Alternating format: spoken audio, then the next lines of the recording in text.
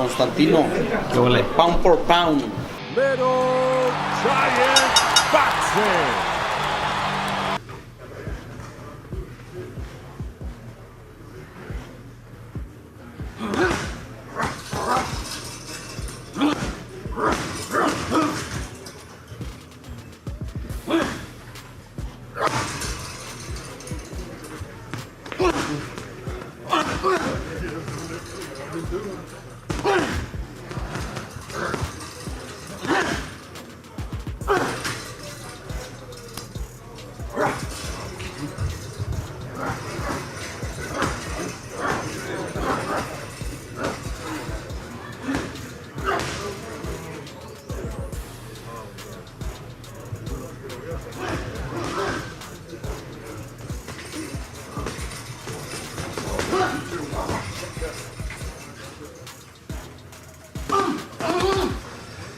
You are watching the Jermell Charlo workout here in Houston.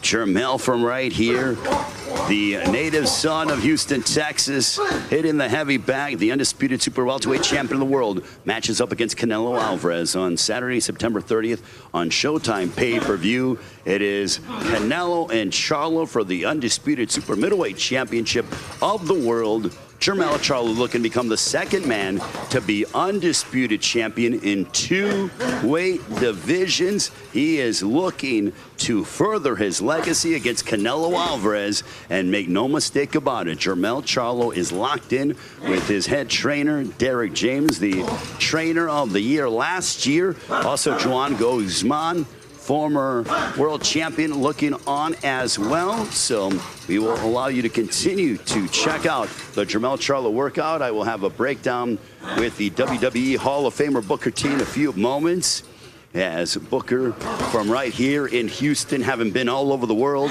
as a WWE Hall of Famer and also former WCW heavyweight champion of the world. And Booker, you know, I mentioned the fact that you were former WCW heavyweight champion of the world. You know what it's like to put championship gold around your waist. You know, with that, it comes a certain level of distinction, of pride. People look at you differently. How do you handle that? You know, as far as fans go, like with Jermell Charlo, how do you think he's handling it? Like, how you handled it? Well, I think you can't read your own press clippings.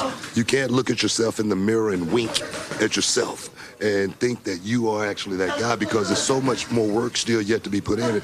When you're not working, somebody else is. And if you think, you can rest on your laurels for one moment, that's when everything is going to go away. So I think just being humble, staying in that place to where, it's not about me, it's about getting the job done day in and day out, literally having that mentality where there's no days off. That's the only way you can stay at the top.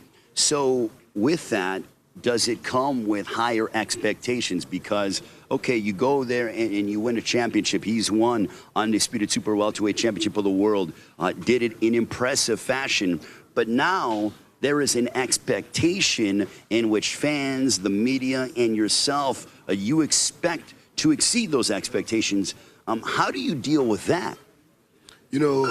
It's really hard to deal with other people's expectations. You can only deal with yours. I mean, Jermell, he's won, of course, but he's lost also. He knows what it feels like to actually lose. So in a fight like this, he knows, how important it is. He knows exactly what's on the line. He knows that a fight like this is a life-changing moment. Once it happens, it's going to be over, and it perhaps may never happen again. That's the only thing that could really keep you locked in and dialed in to make that walk down that aisle, or to face that man across from you. Because one thing you got to understand, that guy across from you, he's thinking the exact same thing. So does that make him more dangerous because of the fact that he does want to be able, this is a life-changing opportunity for him. Jermell's already done very well financially in this sport with everything he's accomplished, but to be able to have this moment and to be able to defeat the great Canelo Alvarez, how dangerous does this make Jermell? Come on, that's that Lions mentality. He's going to be dangerous, by any stretch of the imagination. He's going to go out there and he's going to be able to perform, but they're again performing at that level to where you got to be laser focused. You got to be able to block out all the noise, all that white noise got to go to the side, as well as there again you got a guy throwing punches at you, so you got to definitely keep your eyes on the prize. But as far as a guy that's, when I look at him, you know, I'm watching him hit the bag. When I look at him, he seems like he's laser focused. He seems like he's, you know, more calm that he's ever been. The pressure doesn't seem like it's affecting him or anything like that. And I think that right there in itself is a dangerous fighter. I think that for Jermell Charlo, you could just tell that he is in such a good place mentally, and I think it's going to show in his performance on September 30th. He is one of those guys that rises to the occasion, and I certainly believe that he is more than up to the task when he takes on Canelo on September 30th. You know, you just said the word rise to the occasion. Every time Jermell Charlo's been knocked down, you know, he's picked himself back up, and he's come back, and he's gone out and win, and not just win, he's going out and win in grand fashion. And on Saturday, September 30th, against Canelo Alvarez, a guy there again, 59-2. It's not gonna be easy by any stretch of the imagination, but if anybody can get it done, I think it's Jermell Charlo. This fight right here is a fight that I don't think any of us ever thought would come to fruition, but on September 30th, it's here. And it's going to be a dynamite. It's going to be a knockdown drag. People talk about old school throwback fighters many times, and it's almost something that we kind of pound to the pulpit and we beat like a drum. Jermell Charlo is a throwback fighter. I don't ever remember him turning down any opportunity. He's always been the one to initiate who he wants. I want that guy. I want the baddest man on the planet. When he fought Jason Rosario back 3 years ago in this pay-per-view maiden voyage, along with his brother Jermell Charlo, who fought Sergey Derevyanchenko at Mohegan Sun during COVID times. No fans were allowed in the building, but he wanted that opportunity against Jason Rosario, and he put him away with a piercing body shot. Not to mention an undefeated Erickson Lubin. A kid who had dynamite in both hands, and he went out there and got him out of there, boom, with one shot. So he packs dynamite in both hands. This fight against Canelo Alvarez, you talk about, you know, Charlo being a throwback, as well as Canelo Alvarez. Both of these guys are throwback fighters, and to see them both in the middle of the ring at this stage in Las Vegas on the 30th is going to be a night to remember for all. I want to bring back a point about, you talked about, you know, when you're at this level that you can't read your own press clippings. Yes. Absolutely understandable. But do you read things where, you know, Jermell is the underdog coming into this fight? You know, he alluded to it. Does that motivate him? Does that add fuel to his fire? I don't think he needs anything more, but do you think that it adds a little extra oomph to what he's doing? You know, to be honest, I always knew that I was good in professional wrestling. I never thought about the championships or anything like that.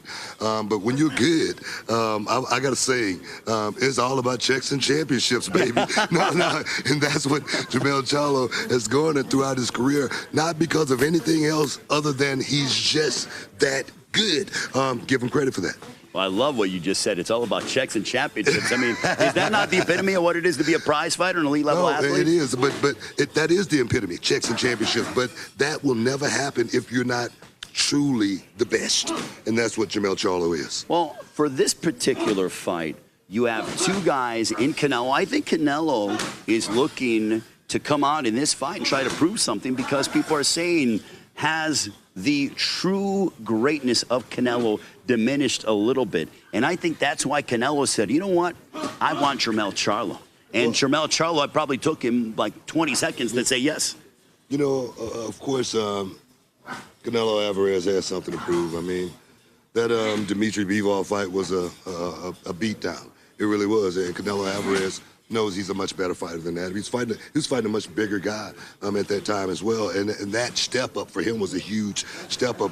But do Canelo Alvarez want to be redeemed? Of course he wants to be redeemed. But on Saturday, September 30th, I'm just wondering, is this the wrong guy to step in there to get it done with as far as this kid Charlo? Because this kid has come a long way. I've watched this kid's career, and I remember talking to Jermell Charlo once, and I said, you know, I wasn't a believer in the beginning in the Charlo brothers. You weren't? No, okay. That's what I told him. I said, I wasn't a believer. But over the time, both of those brothers made me believers in their performances each and every time they went out to that ring. Well, I just love the fact that Jermell mentioned, he goes, my brother Jermell started before I did. And they are still, look, you know, I have a younger brother, you know, who's in this business from an announcer standpoint, Miguel. There's nothing like, you know, working with your family, no matter what it is. I mean, obviously, you guys are athletes. We are not. But there's nothing like working with your brother, being a part of something with your brother. Jermell certainly feeds off of Jermell and vice versa.